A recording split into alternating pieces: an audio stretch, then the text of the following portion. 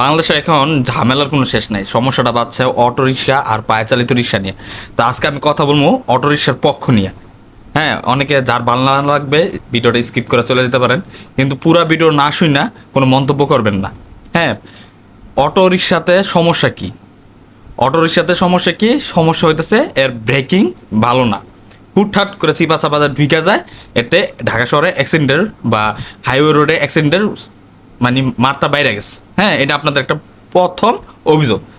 তো এটার এই অভিযোগটা, সেম অভিযোগটা তো আপনার মোটর সাইকেল এবং সিএনজির বিরুদ্ধেও আছে, যে মোটর সাইকেল হুটহাট করে চিপা চাপাতা ঢুকে যায়, এতে অ্যাক্সিডেন্ট হয়। সিএনজিও চিপা চাপাতা ঢুকে যায়, এতে অ্যাক্সিডেন্ট হয়। কই এইগুলো নিয়ে তো বন্ধ করার লিগে কোনো সময় কোনো প্রতিবাদ করেন না। এইগুলো নিয়ে তো কোনো সময় কোনো প্রতিবাদ করেন না। তারপর আরেকটা কি ইস্যু, যে অটো রিক্সা ব্যাটারি চালিত, কারেন্টে চলে, এতে কারেন্টের অপচয় হয়। হ্যাঁ, তো আপনার যে দৈনিক জীবনে কোন জিনিসটা কারেন্ট ছাড়া চলে আপনি বলেন তো? এই যে আমার উপরে মাথার উপরে ফ্যান চলতেছে, এটা হলো কারেন্টে চলতেছে। বিদ্যুতের যে লাইট চলতেছে আমার কারেন্টে চলতেছে। ফ্রিজ চলতেছে, আমার এসি চলতেছে, আমার ওভেন চলতেছে, আমার ব্লেন্ডার মেশিন চলতেছে, আয়রন মেশিন চলতেছে, ওয়াশিং মেশিন চলতেছে, সবগুলোই তো ইলেকট্রিক মানে কারেন্টে চলতেছে। কই এগুলো তো কোনো সময় বলেন না যে এগুলো বন্ধ করতে হইব। তাহলে অটো রিক্সা কেন বন্ধ করতে চান? এখন আরেকজনকে আরেক কিছু লোক বলতেছে যে পায়ে চালিত রিক্সা হইতেছে কি বলে ঢাকা শহর ঐতিহ্য। তো ঐতিহ্য আপনারা ধরে রাখেন না। ঐতিহ্য আপনারা ধরে রাখেন, তাইলে আপনারা অটো রিক্সা কেন বন্ধ করতে চান? ঐতিহ্যর জায়গায় যদি ঐতিহ্যর কথা যদি বলেন, তাহলে এই যে আপনারা যে আগে লাঙ্গল দিয়া গরু দিয়ে হাল চাষ করতেন, এখন কি আর এটা করেন? এখন তো ওইটা করেন না। এখন কি হয়েছে, আপনার ট্রাক্টর আইসা পড়ছে, এখন ওইটা চলে গেছে। এতে ঐতিহ্যর জায়গায় আছে, ট্রাক্টর জায়গায় আছে। অটো রিক্সার জায়গায় থাকবে, আপনার ঐতিহ্য পায়ে চালিত জায়গায় থাকবে। কলকাতায় আমরা কি দেখি যে রিক্সা যে আছে মানুষ চালিত রিক্সা, মানে মানুষ হাইটা যায়, পরিশ্রম করে হাইটা যায়, আর পিছনে একজন বসে থাকে। এই রিক্সা কলকাতা চালায়। এটা মানে দেখতে আমার অনেক অমানবিক লাগে, অনেক মনেও কষ্ট হয়। আর এমন অনেক বৃদ্ধ লোক এই রিক্সাগুলো চালায় এবং ইয়ং লোকগুলা পিছনে বসে।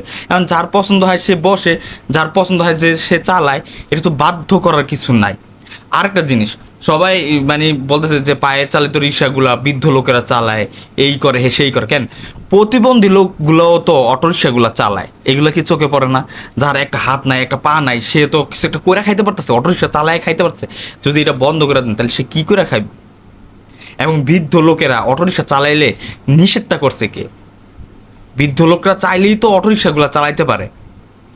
এখন একটা সামান্য একটা কারেন্টের অজুহাত দিয়া, তারপর হইতেছে আপনার ব্রেকিং সিস্টেমের অজুহাত দিয়া ঢাকার ঐতিহ্য নষ্ট হয়ে যাচ্ছে, এগুলোর অজুহাত দিয়ে একটা সম্ভাবনাময় একটা জিনিসটা তো আপনারা দামায় চাপায় রাখতে পারেন না।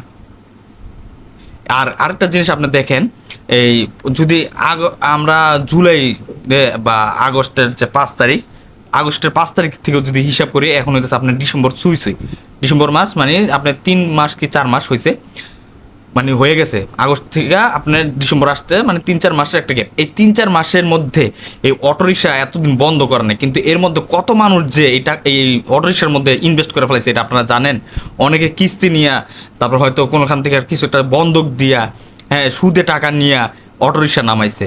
এখন যদি হঠাৎ করে যদি আপনারা অটোরিকশাটা বন্ধ করে দেন, তারা কিভাবে চলবে? তার কিস্তির টাকা কে যোগান দিবে? তার সুদের টাকা কে যোগান দিবে? তার বন্ধকি ঋণ কে ছুটাইব? সব কিছু হুজুগে এবং মাথা গরম করে চলে না, বুঝছেন? সব কিছুর একটা সমাধান আছে। অটোরিকশাটা হইতেছে এখন সমাধান।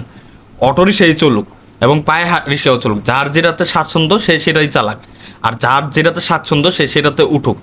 এরকম একটা সম্ভাবনাময় একটা জিনিসে তো জোর করে চাপাই দেওয়ার, নিচে দমাই দেওয়া, এটা কোনো যুক্তির মধ্যে পড়ে না।